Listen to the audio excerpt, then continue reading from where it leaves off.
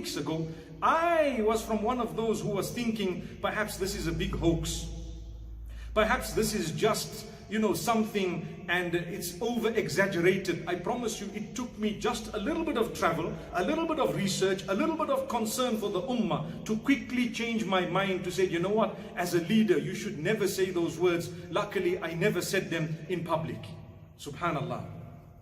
And those who are saying today that don't ever do anything about it, 2 weeks from now or a few weeks from now, they will cry tears of blood if they truly have the concern for humanity. May Allah subhanahu wa ta'ala grant us understanding. If we were to tell you, my brothers and sisters, keep a little bit of a distance between each other when you're talking. Even if people were to say, put on your mask, whether it helps or not from a medical perspective is something else. They would not be wrong. This is good advice for you.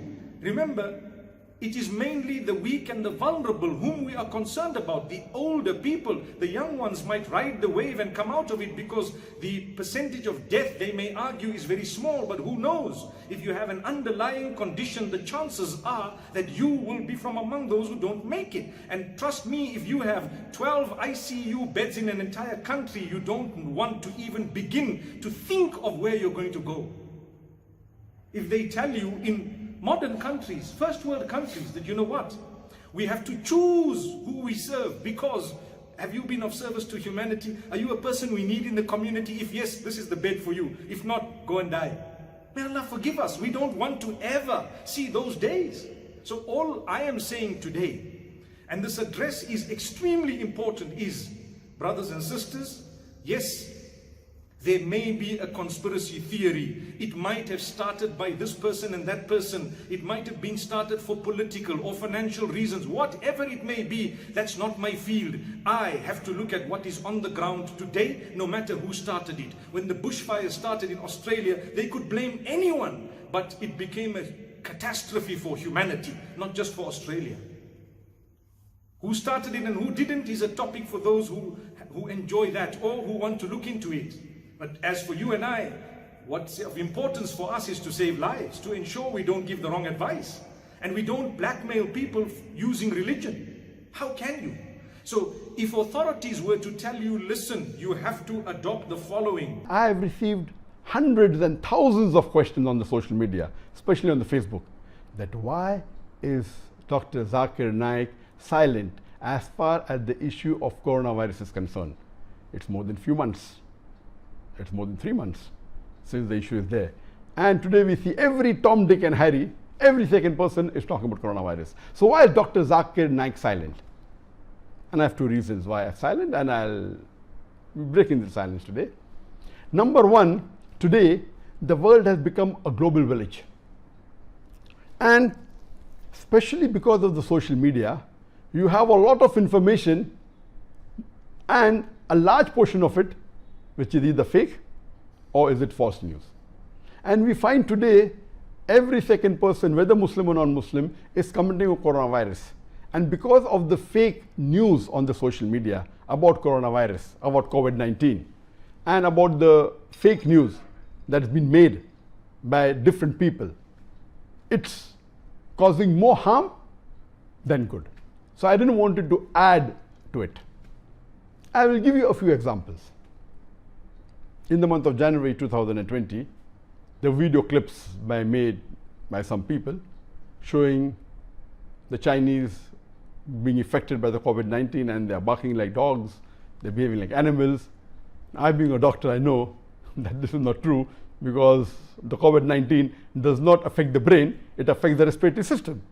So these were fake videos of videos recorded during other times and attributing it to coronavirus or COVID-19. There is one person who is giving the treatment for coronavirus saying, you have onion, and he gives the basic description in detail. How should the onion be cut, how you should eat it, and he said within 20 minutes, the coronavirus will be killed in your complete body and you will have negative testing. All these are nonsense and causing more damage than good to humanity. I'll give one more example. There's a person who's trying to be very logical, and he shows on the video, on the Dettol bottle, it's mentioned that this Dettol it kills coronavirus. And you think, see, the manufacturing date is 2019. That means Dettol, which was made in UK, they knew in advance that coronavirus is going to spread in 2020. They made this Dettol before that to kill. That means everything is planted. No, this is nonsense. The person is a fool. He doesn't know the basics of coronavirus, because coronavirus was discovered in 1930s.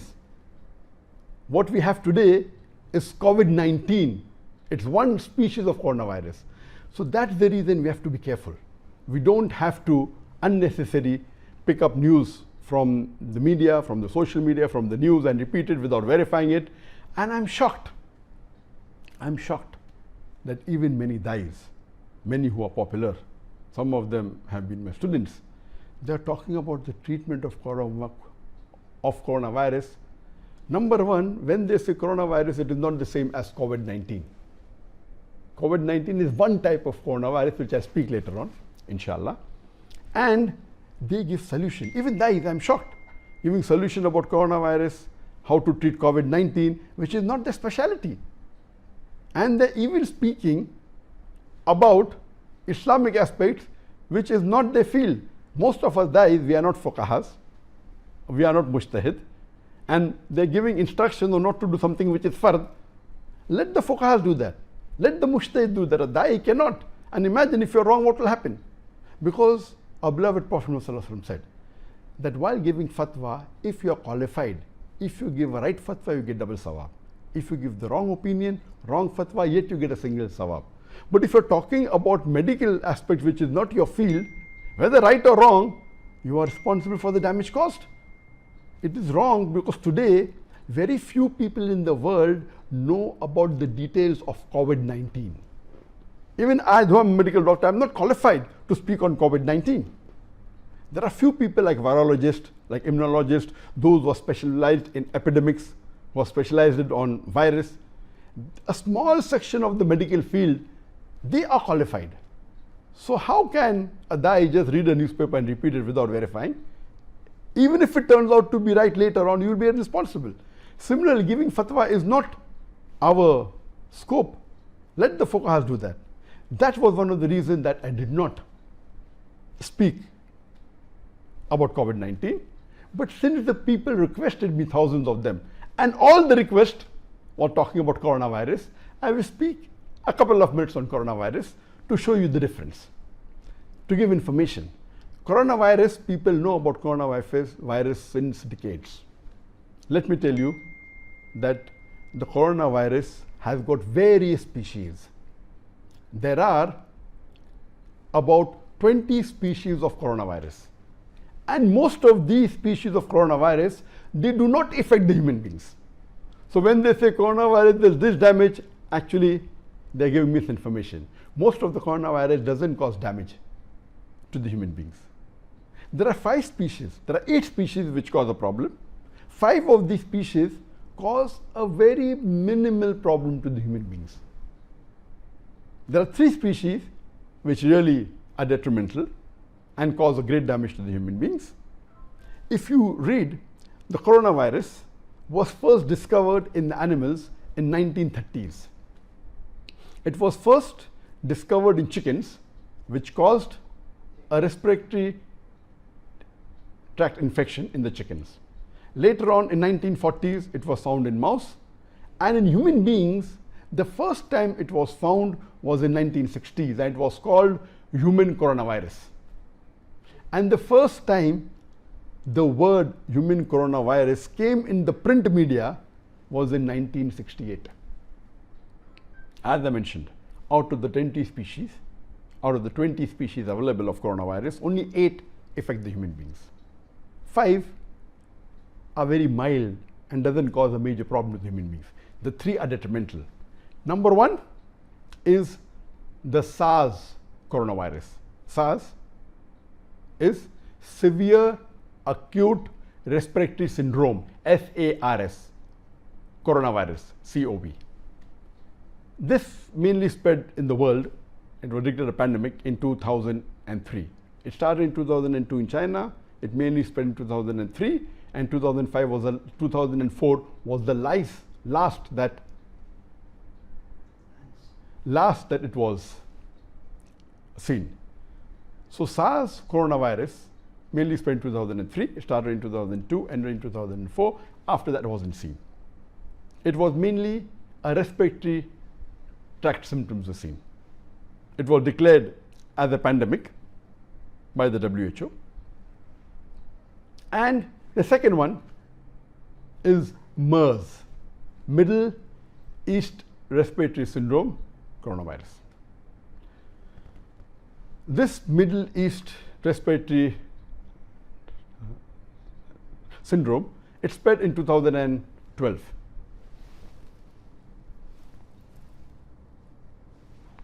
And it affected about 2,494 people in the world.